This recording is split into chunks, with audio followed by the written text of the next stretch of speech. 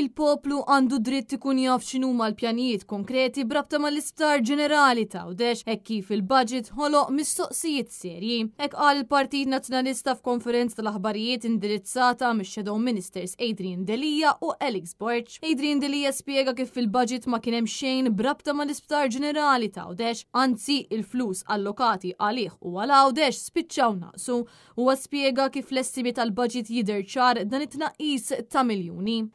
Artiklu illi jgħid illi il-Ministeru tas-Saħħa, il-Ministeru tas-Saħħa, mhux is-settur, il-Ministeru, l-ikbar qabża f'dak illi huwa l-ammont allokat fil-budget, 118 miljun.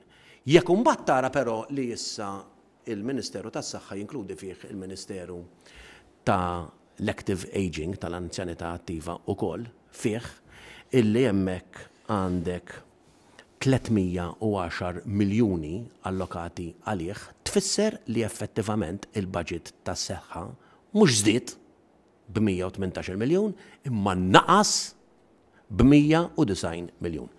Dak u dak illi qed naraw pjanat jew mhux pjanat fis-settur tas-saħħa fil-budget, dak u dak illi qed jikkonċernana, dak hu il-weġa tan-nies meta ngħid weġa mhux mod metaforiku, imma reali għax qed nitkellmu fuq pazjenti, qed nitkellmu fuq il-morda, qed nitkellmu fuq il-vulnerabbli, qed nitkellmu fuq l-anzjani, qed nitkellmu fuq dawk il-pazjenti li jirrikorru fis-settur tas-saħħa. Adrian Delija fakkar li l-Gvern wieħed diversi proġetti matul is-snin buħut minnhom baqgħu fuq l-iskaffa fost l-oħrajn l-isptar għas-saħħa mentali bi Sweet Mater Day kif ukoll il-ħabs li kellhom jiftħu sabiex jittaffa l-pis minn fuq id-Dipartiment tal-Emerġenza b'dak ta' raħal ġdid baqa' magħluq. Min-naħa tiegħu ix-Shadow Minister Għawdex Alex Borch qal li l-Awċin spiċċaw f'sitwazzjoni mill-aktar serja hekk kif hemm inċertezza kbira dwar l-Isptar Ġenerali ta' Għawdex huwa fakkar li l-Gvern diġà daħaq bl-Awċin permezz tad-deal fraudolenti li sar ma' Vitals u Steward. Apparti minn hekk Alex Borch spjega kif fil-budget tiġi ppreżentat it-tnejn li għadda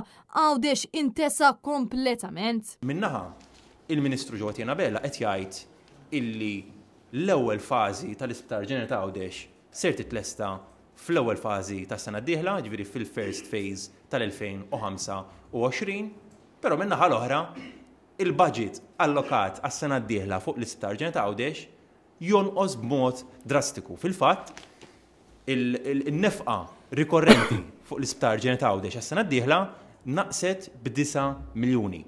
In-nefqa kapitali fuq l-Isptar Ġenerali ta' Għawdex għas-sena d-dieħla tonqos b'6 miljuni, 15 miljun in totali. Matul il-konferenz tal-aħbarijiet ix-Shadow Ministers saħqu li se jkomplu jkunu tarka għal poplu Malti u Għawċi għaliex il-poplu jixraqlu s-servizz tas-saħħa ferm aħjar.